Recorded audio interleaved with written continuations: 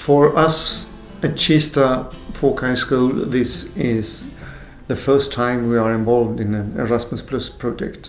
So the experience is new, and therefore there was a bit of confusion from the beginning before we got in line, so to speak. But since the college where I work is a college, a community college that is located in an area where there is a lot of migrants. Approximately 60,000 people is living there, and more than 90% are migrants or have families that are migrants anyway. Therefore, the curriculum and the self-assessment framework and the micro-social indicators are very easy to adapt in that situation, because we had 400 students and almost every single one have that kind of experience in themselves or in the family. So to work with the curriculum was from the beginning a little bit different angle, because all of us in Kista have our experience from the classroom. So we are thinking from inside instead of outside, and that means that we have been dealing with all the questions put in the project for a long time, and we do it on a daily basis.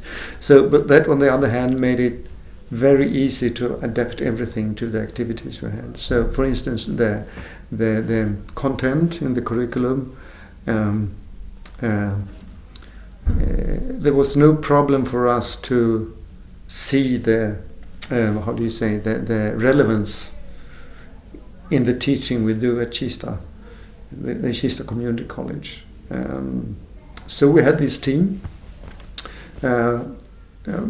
with approximately 4 people, some of them from IFC Sweden, that met weekly to try to push the project from our part forward. And then we have these monthly video or Zoom meetings with the partners. And unfortunately I missed quite a few of them because I was too busy with other things. But anyway, it turned out to go well. And also when we made this, which was our responsibility, the self-assessment competence framework for migrants and for educators, we had, it felt at least like we had more or less unlimited possibilities to do investigations within our own walls. We did not stay within our own walls, but we had all these 400 students to address with all the questions. And we had a lot of very interesting interviews, group discussions, meetings with the classes, meetings with teachers, all of them with their own experiences of migration or being a refugee. And in the end, in the last year, when Spain was the head of leading the work with these indicators, we also have the possibility to try them continually on teachers at the school. So I can admit that I have been a bit confused now and then during the project, because it's my first time and I don't know the ways you usually do this kind of big EU projects. But in the end, when I watch the material, I can easily see that they are really good tools, and wherever you read in this material, you can see that there is relevant things that has been put there. So I'm happy that we've been part of it, and I have a hope that it will be somehow sometime a continuation, because there's still work to do.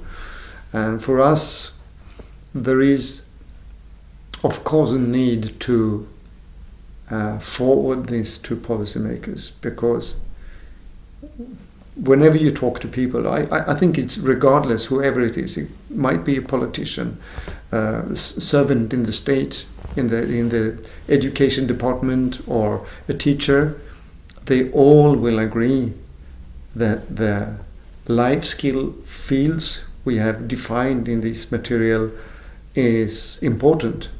The problem is that even though the politician and the policymakers say so, when they see the policies, it's not adapted. So therefore, it's still work to do to make the policymakers transform their own agreement that it is important into policies. And the distance between them is still big. So, and the second thought about the future is to have a continuation to deal with special needs among migrants and refugees coming to a new country. Because when you're coming to a new country, learn a new language, it's very difficult for the people working with you to discover whether you have any special needs. So we'll see what happens.